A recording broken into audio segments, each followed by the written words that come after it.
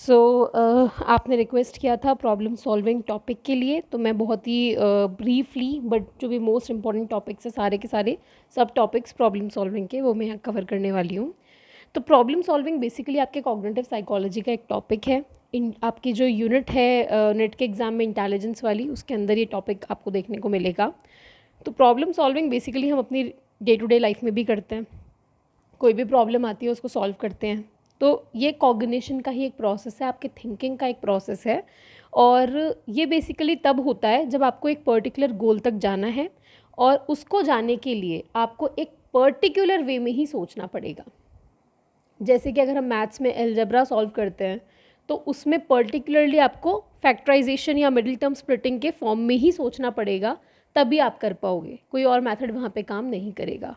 ठीक है, तो बेसिकली मैं ये समझाना चाह रही हूँ कि प्रॉब्लम सॉल्विंग में अगर आपको मैच द फॉलोइंग में डेफिनेशन आती है, नेट के एग्जाम में मैच द फॉलोइंग में आ जाता है problem solving, decision making, reasoning. आप PYQs जब हम सॉल्व करेंगे तब आप देखोगे, तो इस तरह के क्वेश्चंस में आपको इसकी डेफिनेशन याद होनी चाहिए। बेसिकली इसकी डेफिनेशन क्या है कि इसमें आप कॉग्निशन करते हो, जिसमें किसी एक गोल तक आप जाना चाहते हो। कैसे जाओगे? एक सर्टेन वे में सोच के और बिहेव करके, अदरवाइज यू कैन नॉट। तो इसके बहुत सारे टाइप्स हैं कैसे हम प्रॉब्लम सॉल्व कर सकते हैं। तो बहुत सिंपल सा मेथड है इसका, trial and error mechanical solution है। ट्रायल एंड एरर अगर आपको याद हो तो ये थॉर्नडाइक ने इसके बारे में बात करी थी, एडवर्ड ली थॉर्नडाइक। इन्होंने ये कहा था कि आप क्या करते हो, अलग अलग ऑप्शंस ट्राई करते हो जब तक कि सही ऑप्शन आपके नहीं बैठ जाता। तो ये हम करते हैं। MCQs जब एग्जाम में आते हैं, मैथ्स के जो क्वेश्चंस होते हैं, कुछ क्वेश्चन ऐसे होते हैं जो आपके नॉर्मल फॉर्मूला से सॉल्व नहीं हो पाते। तो व्हाट यू डू, आप उसके ऑप्शंस को वहाँ पुट करते हो, पुट कर करके आप देखते हो, जिससे आपका परफेक्ट बैठ जाता है हिसाब, आप उसको सही टिक कर देते हो। तो ये क्या है, आप एक के बाद एक पॉसिबल सोल्यूशंस ट्राई करते हो until a successful one is found. This is your trial and error method. Simple है बिल्कुल, कोई इसमें अलग से चीज़ नहीं है। Then is your algorithm. Algorithm की अगर हम बात करें तो ये होता है, इसमें आप तुक्के नहीं लगा सकते, आपको स्पेसिफिकली एक पर्टिकुलर प्रोसीजर फॉलो ही करना पड़ेगा, तभी आप काम कर पाओगे, तभी आप अपनी प्रॉब्लम सॉल्व कर पाओगे।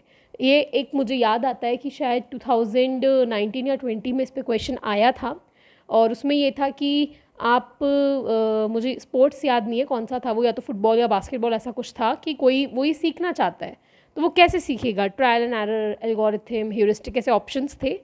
तो आप अगर कोई भी स्पोर्ट सीखते हो या आप कंप्यूटर चलाना सीखते हो, कुछ भी आप सीखते हो, तो वहाँ पे आपको स्टेप बाय स्टेप चलाना पड़ेगा। ठीक है, they are rules which you have to follow. अगर आप PC ऑन करते हो तो पहले आपको CPU, मतलब पहले मेन स्विच ऑन करना है, CPU में ऑन करना है, तो वो पूरा स्टेप बाय स्टेप प्रोसीजर है। तो उसी को जब आप फॉलो करोगे तभी आप प्रॉब्लम को सॉल्व कर पाओगे। तो यानी कि यहाँ पे हमारा एल्गोरिथम वर्क करेगा। तो algorithm is very specific step by step procedures for solving a certain type of problems. Third is your heuristic. Heuristic एक एजुकेटेड गैस है, मतलब तुक्का नहीं है, तो तुक्का लेकिन एजुकेटेड गैस। ऐसे नहीं जय माता दी करके टिक कर दिया, नो, वो नहीं। थोड़ा सा आप दिमाग लगाओगे कि ये हो सकता है, ये नहीं हो सकता, तो ये ऑप्शन बचे तो इनमें से ये होगा, ऐसे करके हम एग्ज़ाम में कई बार दिमाग लगाते हैं, हम भी लगाते थे। तो वो होता है आपका ह्यूरिस्टिक। आपका जो प्रायर एक्सपीरियंस है उसके बेसिस पे आप ये करते हो। जो 4 ऑप्शन या जो भी ऑप्शंस आपके पास हैं किसी भी प्रॉब्लम को सॉल्व करने के लिए, आप उनको नैरो डाउन करते हो। मेरे पास बहुत सारे ऑप्शंस हैं, तो उनमें से मैं अपने पास्ट एक्सपीरियंसेस में से देखूंगी। सपोज करो कि आपके फ्रेंड्स हैं, आपको होमवर्क करना है, नोट्स चाहिए, तो आप अपना प्रायर एक्सपीरियंस देखते हो कि आप पहले उसने तो मना कर दिया था, तो उनसे तो मांगने का कोई मतलब नहीं बनता। लास्ट टाइम उन लोगों ने हेल्प करी थी, तो हो सकता है उनमें से कोई हेल्प कर दे। तो ऐसे करके आप अपने ऑप्शंस को नैरो डाउन करते हो, फिर आप उनमें से एक एजुकेटेड गैस करते हो कि चलो इसको ट्राई करते हैं। तो this is known as your rule of thumb. ये भी याद रखना इंपॉर्टेंट है, रूल ऑफ थंब इसे हम बोलते हैं। और एजुकेटेड गैस है तो गैस, लेकिन एजुकेटेड, तुक्का नहीं है। इसके भी बहुत सारे टाइप्स हैं, ये फॉर्मल इनफॉर्मल दोनों तरह का होता है, बट अभी क्योंकि हम शॉर्ट में कर रहे हैं तो मैं आपको इतना डेप्थ में नहीं बताऊंगी, मेन मैं आपको बता देती हूँ। तो मेन है आपका एक तो representativeness heuristic. Representativeness heuristic basically ये बोलता है कि रिप्रेजेंटेटिव, मिलता जुलता। आप अगर सपोज करो कोई एक पर्टिकुलर कैटेगरी के बारे में आप कुछ जानते हो और उस कैटेगरी से मिलती जुलती कोई नई प्रॉब्लम आपके पास आ गई, तो आप उसको उसके जैसा ही मान लेते हो और वही सॉल्यूशन फिर आप ट्राई करते हो। दूसरा एग्जाम्पल लेते हैं, जैसे यहाँ पे ये मैंने सिसरली से ये चीज़ ऐड ऑन करी है, तो वहाँ पे एग्जाम्पल ये दिया था कि are all people with dark skin from Africa. ऐसा ही होता है, अगर हम डार्क स्किन के लोगों को देखते हैं तो हम सोचते हैं हाँ अफ्रीकन होगा, या अभी इंडिया की बात करें अपन साउथ इंडियन मान लेते हैं, तो इज़ इट नेसेसरी, ज़रूरी है क्या? नहीं है, केवल वो उनसे मिलते जुलते हैं, उनके जैसे लगते हैं, उनसे सिमिलर हैं, हम ये कह सकते हैं वो उनसे सिमिलर हैं, तो हम उनको उसी ग्रुप का हिस्सा मान लेते हैं। जैसे फॉरेन की बुक है तो वहाँ पे रेड हेयर का माना जाता था कि रेड हेयर के जो लोग हैं उनका बैड टेम्पर होता होगा, तो इसीलिए वो बोल रहे हैं कि क्या सभी का होता है क्या? Not necessary. तो रिप्रेजेंटेटिवनेस ह्यूरिस्टिक पे एग्जाम में क्वेश्चन आता है, कैसे सॉल्व करेंगे? आप वहाँ पे ढूंढिए, वहाँ पे सिमिलर या रिप्रेजेंट वर्ड आपको दिखेगा, ठीक है? तो रिप्रेजेंटेटिव है, सिमिलर है, तो वहाँ पे आपका रिप्रेजेंटेटिवनेस ह्यूरिस्टिक की बात हो रही है। दूसरा है आपका अवेलेबिलिटी ह्यूरिस्टिक। अवेलेबिलिटी ह्यूरिस्टिक को पहचानना बहुत सिंपल है, वहाँ पे अवेलेबल वर्ड आपको ऑप्शन में वो देगा। तो दिस मीन्स कि अगर आप सोचते हो कि ये इवेंट होने के कितने ज़्यादा चांसेस हैं, तो वो उस बेसिस पे आप बोलोगे कि आपके मेमोरी में उससे रिलेटेड कितनी बातें आ रही हैं। जैसे कि अगर आप सपोज़ करो फ्लाइट से पहली बार ट्रैवल कर रहे हो, या आपने ट्रैवल किया है या आपको करना है, तो ऐसे में क्या होता है, आपके सामने बार बार फ्लाइट से रिलेटेड न्यूज़ आती हैं कि क्रैश हो गया, हाईजैक हो गया, बहुत ज़्यादा होता है। तो ऐसा क्यों? क्योंकि आपके नॉर्मल न्यूज़ तो पहले भी इतनी ही आती होंगी, अब भी उतनी आ रही है, पर पहले आप ध्यान नहीं देते थे क्योंकि आपने कभी फ्लाइट से रिलेटेड कोई आपकी कोई नॉलेज थी नहीं, कभी आप गए नहीं, कभी आप जाने नहीं वाले थे। लेकिन अब क्योंकि आप खुद ट्रैवल कर रहे हो या आपके फैमिली से कोई ट्रैवल कर रहा है, तो अब आप उस चीज़ के बारे में सोचते हो, आपके माइंड में उससे रिलेटेड नॉलेज है, तो अब उससे रिलेटेड इन्फॉर्मेशन अवेलेबल आपके पास है, इसीलिए आपको लगता है ये तो बहुत ज़्यादा होता है, क्रैश तो बहुत ज़्यादा होता है। तो अवेलेबिलिटी बताता है कि कोई भी इवेंट होगा उसके चांसेस जो हैं वो किस बेसिस पे आप बताएंगे कि आपको उससे रिलेटेड कितनी इन्फॉर्मेशन अवेलेबल होती है माइंड में। तो यहाँ पे अवेलेबल वर्ड जो है, इससे आप अपना आंसर सही कर सकते हैं। जो भी इन्फॉर्मेशन आपके माइंड में अवेलेबल होती है उसके बेसिस पे आप जज करते हो। एक और ह्यूरिस्टिक है आपका वर्किंग बैकवर्ड। कई बार होता है ना, कुछ लोग, मैं बोलती हूँ, जैसे मुझे रास्ते याद नहीं रहते थे, तो मुझे कुछ लोग ये टिप्स देते थे कि तुम्हें ना उल्टा याद करो रास्ता। जैसे अपने मुझे घर से कॉलेज तक का रास्ता याद नहीं है, तो लोग बोलते थे कॉलेज से घर का रास्ता याद करो, वर्किंग बैकवर्ड, उल्टा काम करो। तो बहुत बार ऐसा होता भी है, जैसे क्वेश्चन से सॉल्यूशन नहीं निकल रहा, तो सॉल्यूशन से क्वेश्चन की तरफ जाओ, इट विल वर्क। तो वर्किंग बैकवर्ड, उल्टा काम करो। तो ये आपके ह्यूरिस्टिक के 3 टाइप मैंने बताया। अगेन मैं कह रही हूँ फॉर्मल इनफॉर्मल 2 तरह के होते हैं, बट अभी इतना डिटेल में मैं नहीं बता रही। जब हम जून के बाद आपका एग्ज़ाम हो जाएगा, उसके बाद जब हम दिसंबर के लिए प्रॉपर बैच स्टार्ट करेंगे, तब मैं आपको पूरा इन डेप्थ अच्छे से परफेक्टली पढ़ाऊँगी, तब हम माइट भी लाइव क्लासेस भी ले पाएँ। अभी I am working on it. तो आगे बढ़ते हैं। अगला जो आपका प्रॉब्लम सॉल्विंग का स्ट्रैटेजी है वो है सब गोल्स। कि कई बार क्या होता है, पूरी प्रॉब्लम एक साथ हम सॉल्व नहीं कर पाते, हम उसको टुकड़ों में बांटते हैं। तभी तो हमारे सिलेबस को 10 यूनिट में बांटा गया है, एक साथ नहीं रखा। क्यों? आपको एक बड़ा गोल दिया है नेट जेआरएफ क्वालिफाई करने का, उस गोल को आप सब गोल में डिवाइड कीजिए, तो आपके 10 यूनिट से 10 सब गोल हैं, एक एक यूनिट कवर करेंगे तब जाके आप अपने मुकाम के क्लोज पहुंचेंगे, जो आपकी मंजिल है उसके आप नज़दीक जाएंगे। तो सब गोल्स में आप डिवाइड करते हैं, ब्रेक करते हैं।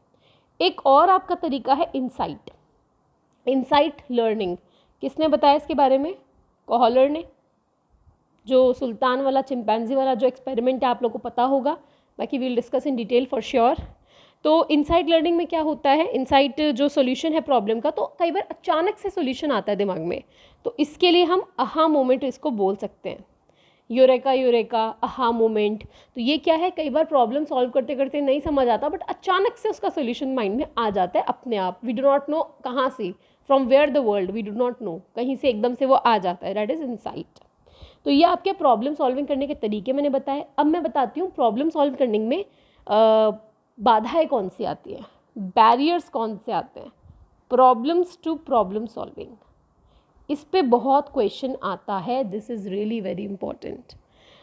बहुत बार आया है, 3 हैं यहाँ पे, बाकी वैसे मेजरली तो ये 2 हैं। कन्फर्मेशन बायस को कई बार हम एक अदर कैटेगरी ऑफ टॉपिक में डाल देते हैं, इसके साथ बहुत सारे और भी बायसेस हैं, तो we'll discuss it in a separate video.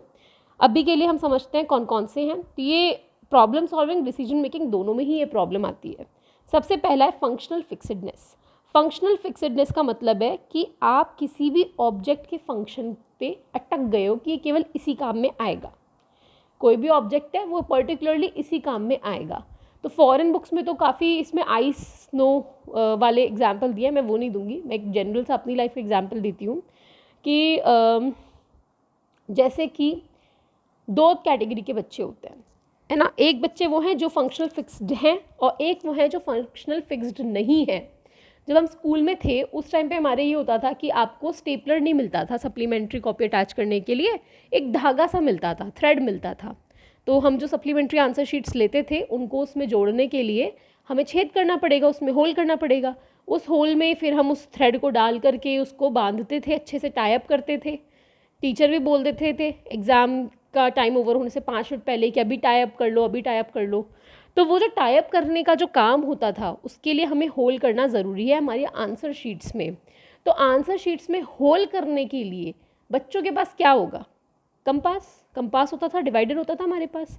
तो वो जो कंपास है, कुछ बच्चे ऐसे होते हैं जो फंक्शनल फिक्स्ड होते हैं, तो वो होल करने के लिए कंपास ही ढूंढेंगे, वो कभी भी दिमाग किसी और चीज़ में नहीं लगाएंगे कि हम इससे भी कर सकते हैं। बट जो बच्चे फंक्शनल फिक्स्ड नहीं होते वो क्या करते हैं, जैसे मैं खुद क्या करती थी, मैं पेन की जो निप होती है उससे उसमें होल कर देते थे। तो यानी कि अगर आप फंक्शनल फिक्स्ड होते तो आप पेन को केवल और केवल लिखने के काम में लेते, किसी और काम में आप नहीं लेते।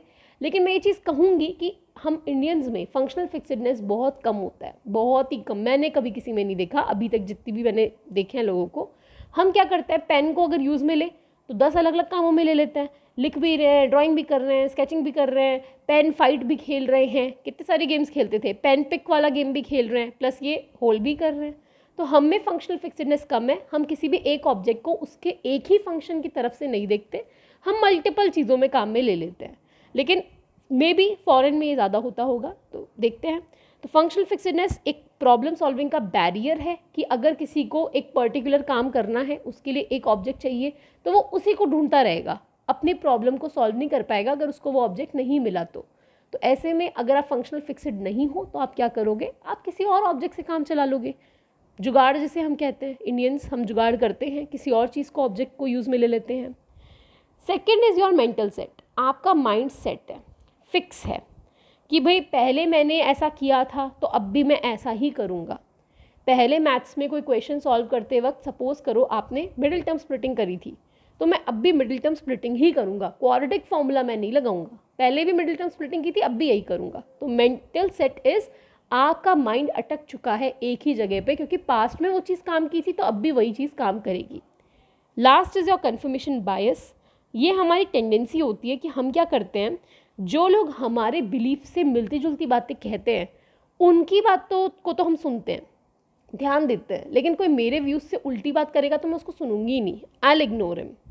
ठीक है, तो क्या होगा, कन्फर्मेशन बायस। हम कन्फर्मेशन चाहते हैं, जो हमारी बातों को कन्फर्म करने वाली बात कहेंगे उनकी बातों को तो हम बढ़िया से सुनेंगे, ठीक है, ढूंढेंगे भी कि हाँ कोई हमारी बातों को फिट इन करे, उसको एक्सेप्ट करे, उसका वैलिडेशन करे। लेकिन जो उसके विपरीत बोलेंगे उनको हम नकारेंगे, उनको सुनेंगे ही नहीं, ध्यान नहीं देंगे, लगेगा ही नहीं कोई बोल भी रहा है।